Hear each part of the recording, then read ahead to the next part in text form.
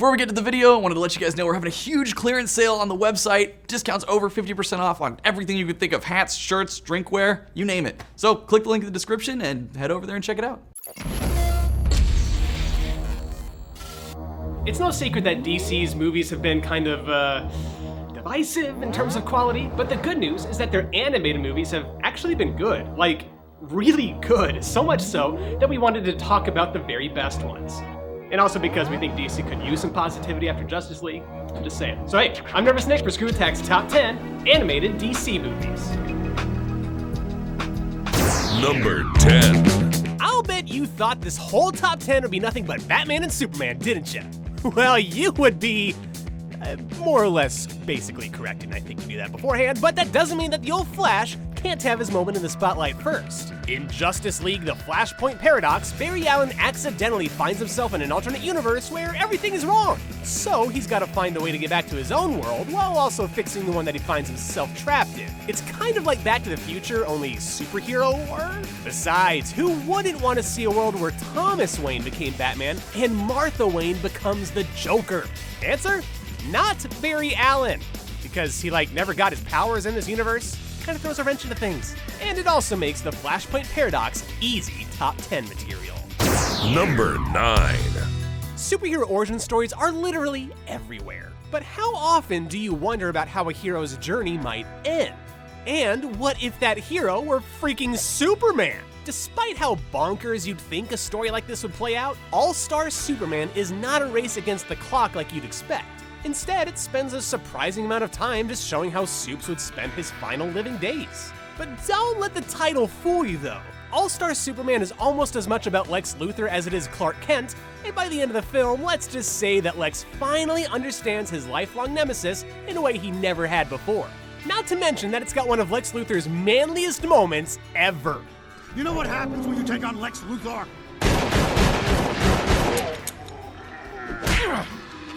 The same thing that's gonna happen to Superman. All-Star Superman is the kind of movie that downplays the super and emphasizes the man behind the most famous comic book hero ever made.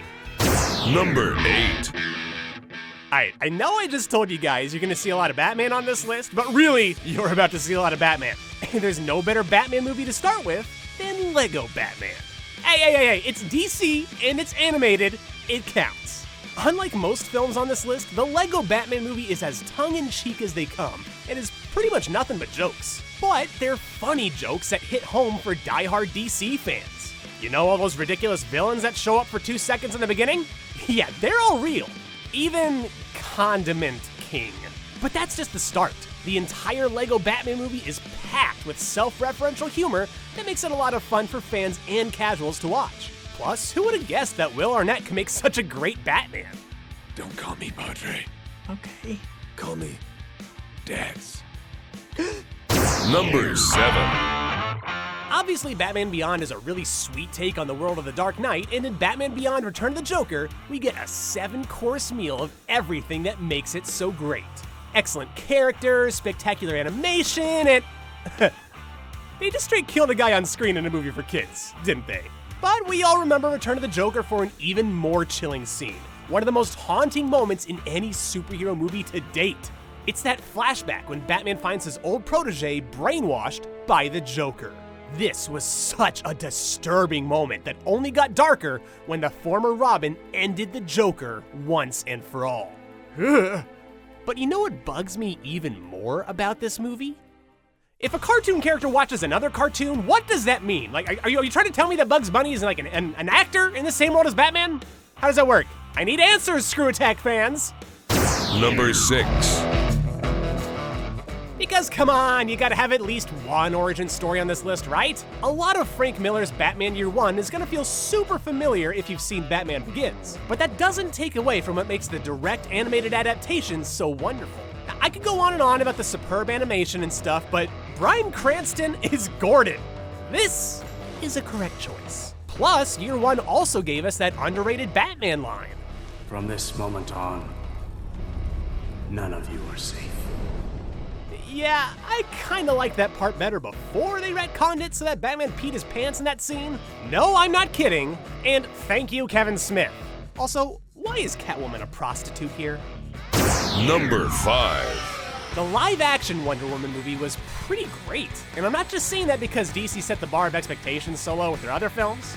I'm saying that that's what happens when your script is copy and pasted from the 2009 Wonder Woman film.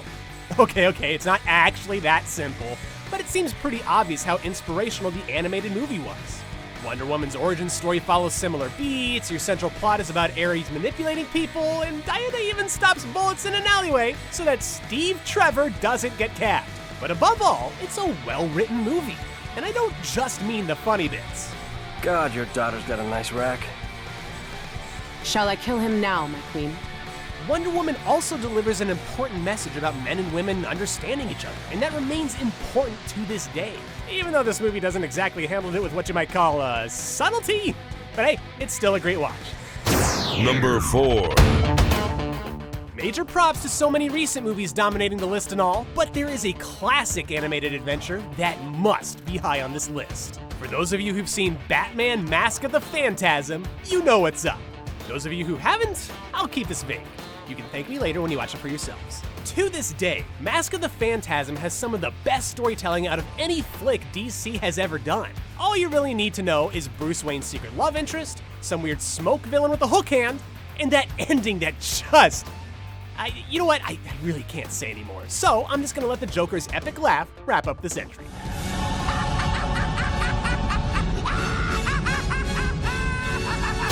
Number 3. Capes and bright-colored costumes just are not cool anymore. Everybody seems to want their heroes to be edgier, darker, sexier, and willing to cross that line. And I'm not just talking about in real life. I'm talking about the adaptation of one of the all-time greatest Superman stories ever told, the animated Superman vs. the Elite. So when these 4 weirdos who call themselves the Elite come out of nowhere and start doing the hero thing in their own brutal way, they win the favor of the entire world. Suddenly, Superman's old way of never taking a life just doesn't cut it anymore. Everybody knows that the last son of Krypton is all but invincible physically. But this movie is about what happens when the incorruptible Man of Steel has to make the toughest decision of his life. Superman vs. the Elite asks that most important question of when is it alright to compromise on your morals? And once it gets going, it's impossible to take your eyes off of it. Number 2. If you know even just the most basic things about the Joker, Ra's al Ghul, and Jason Todd, you'll have Batman Under the Red Hood's mystery solved in the first 5 minutes. But just like revisiting a favorite movie, you watch this animated gem because of how well it tells the story. Batman is the world's greatest everything ever, except when it comes to interacting with humans. And Under the Red Hood is all about one of his greatest failures coming back to haunt him. Hey, superheroes are fun and all, but we like them even better when they're deconstructed like Bruce Wayne is in this movie. Throw in one of the most intimidating takes on the Joker courtesy of Bender from Futurama, along with some of the best animation WB has ever put out, and you've got one of the greatest DC films, period.